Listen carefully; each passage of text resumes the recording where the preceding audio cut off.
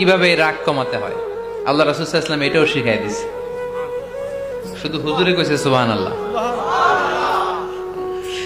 সুবহানাল্লাহ বললে কি গুনাহ হবে?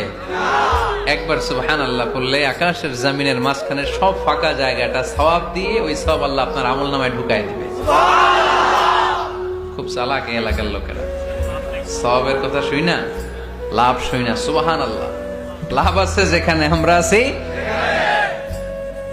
তো হাউ টু কন্ট্রোল অ্যাঙ্গার, কিভাবে রাগ থামাবো? যেহেতু মুত্তাকিনদের 2 নম্বর বৈশিষ্ট্য ওয়াল কাযিমিনাল গায়জ, আল্লাহ রাসূল শিখাই দিলেন 4টা পদ্ধতি শিখালেন রাগ কমানোর। কয়টা মনে থাকবে? অ্যাপ্লাই করবো এগুলো, দেখবো আজকে থেকে রাগ কমে কিনা। পারা যাবে? 2 সাহাবী বিশ্বনবীর সামনে ঝগড়া লাগলেন, কথা কাটাকাটি, কথার পিঠে কথা, কথার নাম লতা। কথা বলতে বলতে ঝগড়া লাগতে লাগতে এক সাহাবী রেগে মেগে আগুন, মারামারির জন্য উদ্যত হলেন। বিশ্বনবী দেখলেন ওই সাহাবীর চেহারাটা একেবারে আগুনের গোলার মতো লাল হয়ে গিয়েছে।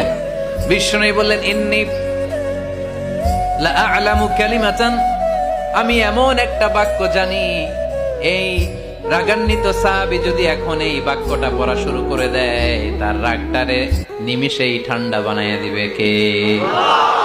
ওই সাহাবী বললেন, ইয়া রাসূলুল্লাহ, কি সেই বাক্য আমারে শিখাইয়া দেন। বিশ্বনবী বললেন, পড়ো আউযু বিল্লাহি মিনাশ শাইতানির রাজীম। আবার পড়েন আউযু বিল্লাহি মিনাশ শাইতানির রাজীম। সুবহানাল্লাহ, রাগ কমানোর দোয়া, সহিহ হাদিস।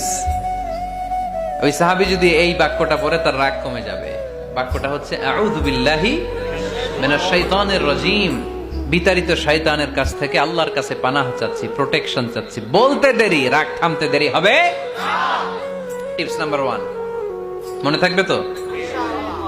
টিপস নাম্বার 2, বিশ্বনবী বললেন, ইযা গাদিবা আহাদুকুম ফালইয়াসকুত, তোমাদের যখন প্রচন্ড রাগ চলে আসে, বেশি যখন, প্রচন্ড যখন তোমরা রেগে যাও, তখন কথা বন্ধ করে চুপ হয়ে যাও।